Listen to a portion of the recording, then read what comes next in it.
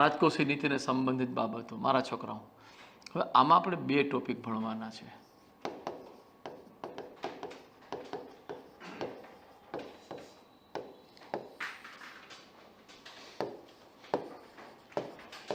અર્થ અને ઘટક કેના?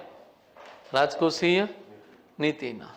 અને આ રાજકોષીય નીતિની રજૂઆત ભારત સરકાર કેના દ્વારા કરે? તો કે બજેટ દ્વારા. બજેટ એક પ્રશ્ન કન્ફર્મ છે. 2024-25 નું બજેટ નહીં, બજેટની વિભાવના, એમાં કરવેરા, ગમે એ બાબત એક પ્રશ્ન કન્ફર્મ છે.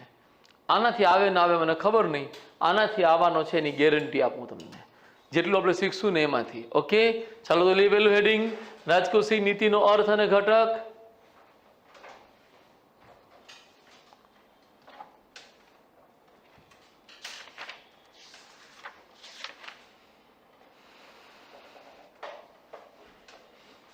લખીએ.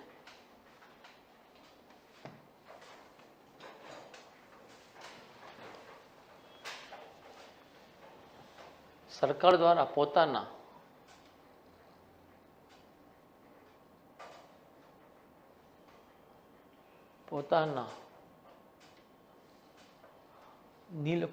પોતાની પ્રાપ્તિઓ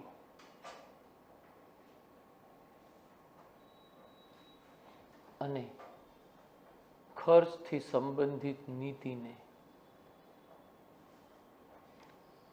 રાજકોષીય નીતિ કહે છે.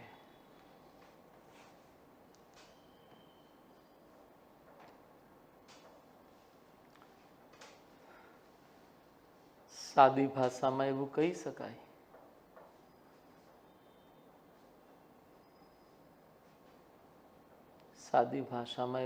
શકાય કે સરકારની આવક જાવકની નીતિ એ જ રાજકોષીય નીતિ. બેટા સાચી લાગે મારી વાત? સરકારની આવક જાવકની નીતિ એ જ રાજકોષીય નીતિ. આ દ્રષ્ટિથી રાજકોષીય નીતિના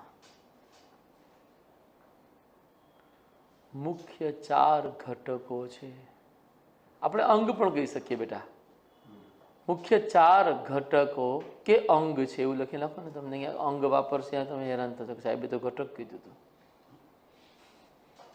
4 ઘટકો કે અંગ છે. નિમ્નલિખિત લખ્યું હતું બેટા આપણે. ચાલો ABCD કરી નાખીએ ભાઈ બહેનો. એ જો આવક ન કહેવાય, મેં તમને શીખવાડ્યું હતું. એને શું કહેવાય? પ્રાપ્તિ કહેવાય. કેમ? ઇન્કમ છે નહીં, કારણ કે જમીન મૂડી શ્રમ નિયોજકને જ ઇન્કમ મળે છે, એ વાત આપણે શીખ્યા હતા. રાઈટ? તો અહીંયા આપણે પ્રાપ્તિની અંતર્ગત આપણે જે શબ્દ વાપરીએ એ મહેસૂલો અને અન્ય પ્રાપ્તિઓ. મહેસૂલને આપણે અંગ્રેજીમાં શું કહીએ? રેવન્યુ. પ્રાપ્તિને અંગ્રેજીમાં શું કહીએ? રિસિપ્ટ. રિસિપ્ટ્સ એન્ડ એક્સપેન્ડિચર, આ ગુજરાતી ભાષામાં કહેવાય. બી, ચલો સરકારને પૈસા મળ્યા, હવે સરકાર આ પૈસા ઉડાડશે, એને શું કહીએ આપણે? જાહેર ખર્ચ. પછી સરકાર ઉડાડે વધારે અને પ્રાપ્ત કરે ઓછા, ભાઈ આવું બને કે ન બને? તો પછી ઉધાર લેવાના દિવસ જોવા પડે, તો એને કહેવાય જાહેર ઋણ. જાહેર ઋણને આપણે જાહેર દેવું પણ કહેવામાં આવતું હોય છે. હવે દેવેન્દ્રને પણ લોકો દેવું બોલાવતા હોય, એટલે હું દેવુંની જગ્યાએ દેવુંની જગ્યાએ હું ઋણ બોલવાનું પસંદ કરું છું. વાંધો કોઈને? અને કરજ પણ બોલી શકાય, વાંધો કોઈને? જે ખાનગી નથી તે બધું જાહેર કહેવાય, અને જે કંઈ પણ જાહેર છે બધું જ સરકાર પાસે હોય. માની લો ભાઈ કોઈની આ જમીન નથી, તમે શું કહેશો? સરકારી જમીન છે. ભાઈ જાહેરની વ્યાખ્યા થઈ ગઈ બેટા. શું? જે ખાનગી નથી એ બધું જ જાહેર છે, અને જે કંઈ પણ જાહેર છે એ બધું જ જય હો. ભાઈ વ્યાખ્યા ક્લિયર? ડી. પુરાંત અથવા ખાધ, આ જાણો તમે. આવક કરતા ખર્ચ વધુ હોય તો ખાધની સ્થિતિ સર્જાય, આવકની સરખામણીએ ખર્ચ ઓછો હોય તો એ ભાઈ સરકારની પંચાયત કરવાની છે, આમાં હિસાબ કિતાબ સંભાળવાનો છે કે આ બિચારા ક્યાં ક્યાં ઉધાર લેવા દોડતા હોય છે. એ આપોને 100 રૂપિયા, આપોને 200 રૂપિયા, સમજાય છે. હમણાં જીએસટીની રેટ પાડવામાં આવી 50,000 કરોડનું કૌભાંડ. રાઈટ, એ શું છે? મુદ્દો મહેસૂલનો છે. ભાઈ ગળે ઉતરે. મેઇન પોઈન્ટ પૂરું થઈ ગયું, ઘટક પૂરા થઈ ગયા. નવું હેડિંગ લઈએ. શું જ નવું હેડિંગ? બજેટ. નહીં ખબર પડી રહી. બજેટ આવ્યું? ઓકે. હવે જો આમાં રાજકોષીય નીતિના પ્રકાર હોય.